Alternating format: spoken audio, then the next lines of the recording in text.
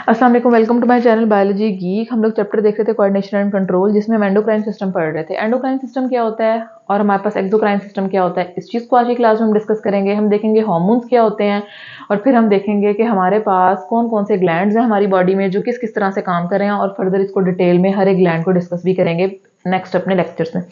सबसे पहले अगर हम हार्मोन्स की बात करें तो हम कहते हैं कि हार्मोन्स जो है वो केमिकल सब्सटेंसेस हैं, बेसिकली मैसेंजर हैं, केमिकल मैसेंजर्स हैं, केमिकल सब्सटेंसेस हैं, केमिकल सिक्रीशंस हैं, जो बेसिकली क्या हैं, क्या हो रही होती हैं, रेगुलेट कर रही होती हैं और कंट्रोल कर रही होती हैं नंबर ऑफ एक्टिविटीज। ठीक हो गया।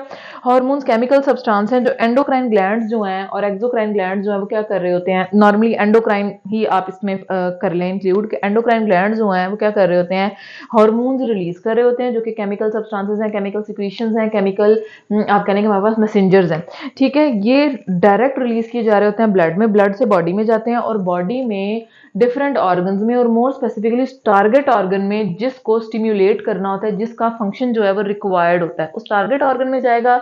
और इनिशियली ये स्लो होगा और आहिस्ता आहिस्ता according to the requirement, according to the need, ये क्या होता जाएगा, स्पीड अप होता जाएगा।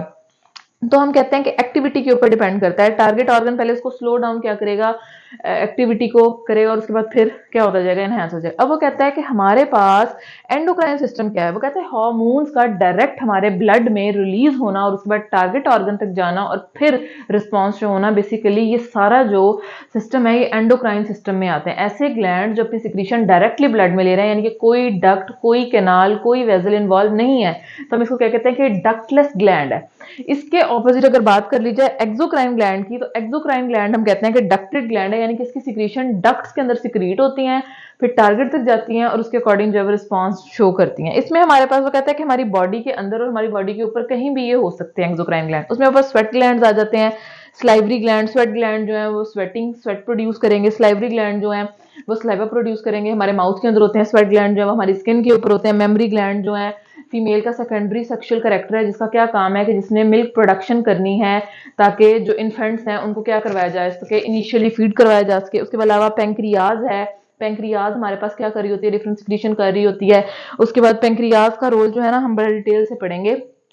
मैंने इधर एक क्वेश्चन भी राइट डाउन किया हुआ है, उसको भी लास्ट में देखते हैं। अच्छा, उसके बाद हमारे पास आ जाता है लिवर है। लिवर भी जो है डिफरेंट सिक्रीशन कर रहा है, जैसे बाइल वगैरह जो है वो सिक्रीट कर रहा होता है। फिर वो कहता है कि हमारे पास जो है ना एनिमल्स के अंदर दो तरह के सिस्टम हैं, जिसकी वजह से दो तरह के रिस्पॉन्सेज होते हैं। एक होता है इमीडिएट रिस्पॉन्स, एक होता है स्लो रिस्पॉन्स होता है लेकिन लॉन्ग लास्टिंग होता है। जो इमीडिएट रिस्पॉन्स है डेफिनेटली सी बात है नर्वस कोऑर्डिनेशन कंट्रोल कर रहा है, और जो हमारे पास स्लो और लॉन्ग टर्म या लॉन्ग टाइम के लिए रिस्पॉन्स होता है वो स्लो होगा और लॉन्ग टर्म होगा, वो कौन कंट्रोल कर रहा होगा, केमिकल कोऑर्डिनेशन।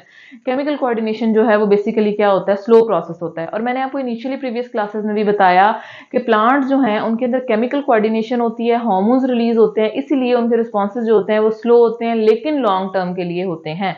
और हार्मोन्स और ग्लैंड्स के बारे में आपने ये बात भी याद रखनी है कि हार्मोन्स जो हैं इनिशियली स्लो यानी कि कंपाउंड में रिलीज होते हैं, लेकिन जैसे जैसे एक्टिविटी को इन्हांस करने की जरूरत पड़ती है वैसे वैसे हार्मोन्स की सिक्रीशन मैक्सिमाइज होती जाती है। प्रोसेस जो है वो क्या होता जाता है, फास्ट होता जाता है, और ये लॉन्ग टर्म के लिए चलता है। अच्छा, उसके बाद हम कहते हैं कि हमारे पास जो एंडोक्राइन सिस्टम्स है ना वो डिफरेंट टाइप के हैं। सबसे पहले पिट्यूटरी ग्लैंड आ जाता है, जिसको हम मास्टर ग्लैंड भी कहते हैं। मास्टर ग्लैंड इसको हम क्यों कहते हैं, ये है जब हम पिट्यूटरी ग्लैंड पढ़ेंगे तो उसमें हम डिटेल से डिस्कस करेंगे। पिट्यूटरी ग्लैंड का अदर नेम मास्टर ग्लैंड भी आप कह सकते हैं, और ये हमारे ब्रेन में हाइपोथैलेमस के नीचे एक लोब लाइक स्ट्रक्चर है। फर्दर इसके 3 पार्ट्स हैं, posterior, anterior and median lobe. जब पढ़ेंगे तो डिस्कस करेंगे इसको। एड्रीनल ग्लैंड्स है जो कि हमारी किडनी के ऊपर फैटी सी आप कह लें कि लेयर होती है, या फिर कुछ फैट्स मौजूद होती है उसकी एंटीरियर साइड पे, उसको हम क्या वहाँ उन्हें हम वो बेसिकली एड्रीनल ग्लैंड होते हैं जो कि अकॉर्डिंगली सिक्रीशन कर रहे होते हैं। बेसिकली उनका काम वाटर और सॉल्ट की कंसंट्रेशन को मेंटेन करना होता है। फिर हमारे पास थायराइड और पैराथायराइड ग्लैंड। थायराइड ग्लैंड जो होते हैं हमारे जो वोकल कॉर्ड्स होते हैं इस जगह पे मौजूद होंगे, और जो पैराथायराइड होंगे इस थायराइड के पीछे जो है ये ग्लैंड्स हैं वो मौजूद होंगे, और ये किस तरह से काम करें, कौन कौन से हार्मोन्स रिलीज करें, इनको भी हम डिस्कस करेंगे। उसके बाद हमारे पास पेंक्रियाज आ जाता है। देखिए मैंने एक्सोक्राइन ग्लैंड में भी लिखा कि पेंक्रियाज, और एंडोक्राइन में भी पेंक्रियाज लिख रही हूँ, ठीक है। इसको भी देखेंगे कि हमारे पास ये क्या काम कर रहे होते हैं, कौन कौन से सेल्स होते हैं, किन सेल से बने हुए होते हैं। उसके बाद हमारे पास गुनेड्स आ जाते हैं। गुनेड्स नॉर्मली हमारे पास आप कह लें कि वो सेक्स हार्मोन्स होते हैं जो कि मेल और फीमेल में मौजूद होंगे। अकॉर्डिंगली मेल के अंदर जो आप कह लें कि कंट्रोल कर रहे होंगे उसकी हार्मोन सिस्टम को, जिन्होंने उसके मेल सेकेंडरी कैरेक्टर्स डेवलप करने हैं, उसको एबल करना है स्पर्म प्रोडक्शन के लिए। और दूसरा है फीमेल, फीमेल के अंदर सेकेंडरी फीमेल कैरेक्टर्स डेवलप होंगे और एग वगैरह की डेवलपमेंट जो है वो ये कंट्रोल कर रहे होंगे। तो हमारे पास ये बेसिकली ग्लैंड्स हैं जो हमने क्या करने हैं, डिस्कस करने हैं।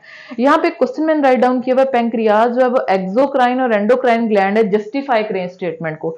आपने कोशिश करनी है कि नेक्स्ट वीडियो के आने तक आप इसका आंसर जो है वो कमेंट सेक्शन में लिखें, और ताकि मुझे पता चले कि आप लोग जो है वो लेक्चर एक तो डिटेल से देख रहे हैं, और दूसरा ये कि आप लोग क्या सोचते हैं कि क्यों ये एक्सोक्राइन मैं इसको कह रही हूँ और क्यों एंडोक्राइन कह रही हूँ, कि आप लोगों ने डाइजेशन वाला चैप्टर पढ़ा हुआ है बहुत डिटेल से। तो उसके बाद जो है नेक्स्ट क्लास में इंशाल्लाह फिर इसको भी डिस्कस करेंगे कि पैंक्रियाज को हम क्यों एक्सोक्राइन और एंडोक्राइन कह रहे हैं। Thank you.